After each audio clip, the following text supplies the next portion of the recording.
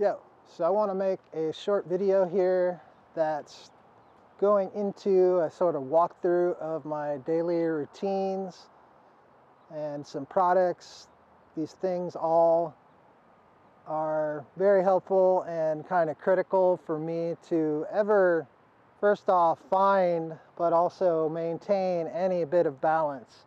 Having multiple sleep disorders, broken sleep patterns, there are psychological and physical body effects that really make life for me quite difficult. I feel like I'm walking a fine line with big cliffs on both sides. There are many things that impact me in different ways, and many things that for me are just not easy to do. Not saying everything is easy for others, but a lot of stuff doesn't either autonomously work and or does not recover through the natural processes that most people are able to have recover. And it goes hand in hand with the semi-autonomous core body functions, which with narcolepsy and an apnea matter and a circadian rhythm disorder and who knows what else. I'm sure I've got other stuff undiagnosed, or maybe this is all part of something else, maybe a connective tissue disorder. I'm not sure yet. I'm going to doctors again, which is a very nerving, kind of scary and intimidating thing for me to do because of just how difficult it's been in the past to really ever receive any actual help. Not to mention, I've not been able to benefit from any of the medications I've tried. So it's all lifestyle, and this video is to try to present some of that. So to start, I'm going to show some of the products and talk about them briefly, and then after that, I'll be back here talking about my daily routine. These are golden milk powders and some nighttime promoting sleep drinks. CBD, melatonin, other natural occurring sleep promoting things. These are basically like my supplements or my allergy drops, sublingual immunotherapy allergy drops, probiotic, oil of oregano, B12, K2, D3, CBD, vitamin C, just supplement food source. My mask. This is a nasal infrared device that helps me reduce inflammation in my chronic rhinosinusitis. This is a myotherapy straw that helps me to work my tongue muscles, which will help obstructive apnea at night. This is my Navage device that I use only with distilled water and the saline packets. I use it nightly, just about. It really helps keep me able to breathe better, as do Ricola. And at times I have to use this saline allergy nasal spray, which helps break up the post-nasal drip or whatever is in my throat, keeping me from breathing. I do that at least 3-5 times a month during nights where I wake up completely clogged and unable to breathe. This is a great device that I have found super beneficial to being tuned into my blood oxygen saturation levels. It's a smart pulse oximeter, so I can keep it on overnight or through the day and monitor and get graphs of my blood oxygen saturation levels, which dip quite a lot, both while I'm asleep and awake, unfortunately. Then I have a electric thermometer that I use randomly to check where I'm at because I feel cold or hot sometimes or off. Then my adjustable bed frame remote. This is my Oura Ring and its charger. These give me great data as well.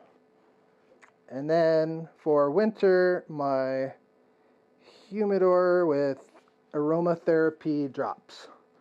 This stuff is very helpful for me to be at all able to function and get by. So basically, I wake in bed.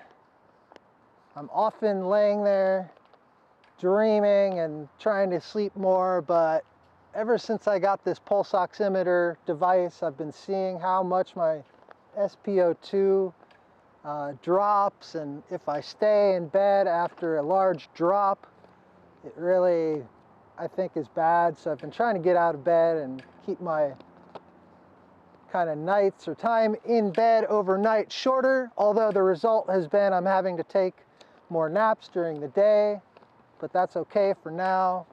I've kind of, over the last 15 years, had to take naps pretty regularly.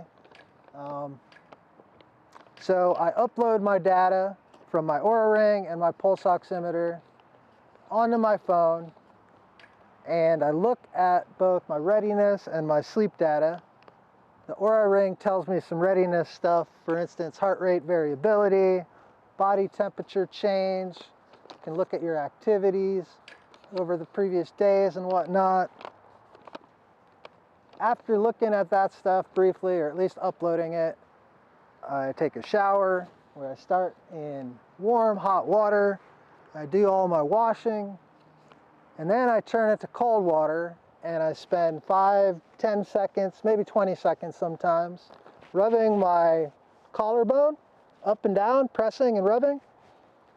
Then I go behind my ears and around my neck, the back and sides, pressing, rubbing, massaging, 10, 20 seconds. After that, I do the same thing on my shoulders. I'll switch sometimes, do one at a time, trying to really get in there and just press and massage. After that, I'll go to my armpits, then I'll press, massage pretty firmly all around in the armpits, as well as getting cold water in there. I'll often turn around and have the cold water on my back as I start out and do the massage around my neck. After the armpits, and I'll turn around at this point and get cold water on my front, but I'll press on my sternum, and then down to my inguinal areas. Times I'll press the thumb up into the inguinal intestine area and have my other hand behind my neck. Take in 3 deep breaths through my nose, out my mouth, and I'll do it on the other side. I've heard that's a good thing for your gases and your intestine. Then I get out of the shower, shave, brush my teeth, do that routine. After that, I take my sublingual allergy drops that I've been taking for 1.5 years, which have really helped me be able to be outside without a headache. I'll take my B12, I'll take whatever other supplements. I try to get either a mile walk in or a 5-10 mile bike ride, at least a few, 3 or 4 days a week. I had for a couple years there, I was pretty bad about being as regular as I'd been years ago, and I'm trying to get back to that. It's very important. I drink my turmeric golden milk with cocoa. Drink a lot of water, or I try to. A lot of carbonated water. May not be the best, but I use that straw, the myotherapy, to try to build up my tongue muscle to help my sleep apnea. And then I do my stretch exercise routine, which sometimes I'll do multiple times in the day. Basically, I do like 10 reps, my arms, 10 reps, turning side to side. I'll do 10 reps of just bringing my arms out in front, 10 reps lifting my arms like this. I do this silly thing where I rotate my arms like that, 10 times each way. It's just all good circulatory stuff. 10 dips to touch my toes. I'll do 10 seconds of bending to each side.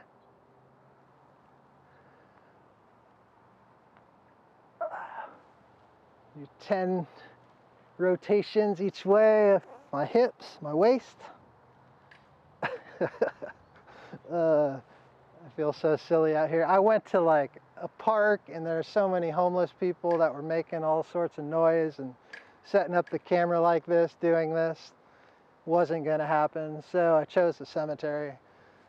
After I do those 10 reps, my wrist, then I do this, which I've been doing for like 20 years, and it's really critical for my neck.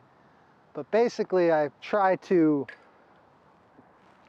press my shoulder blades together as I do all of these stretches, and I do 10 like this slowly, 10 up like this slowly, 10 down here, 10 up here, 10 up here. I don't do them this fast generally at all.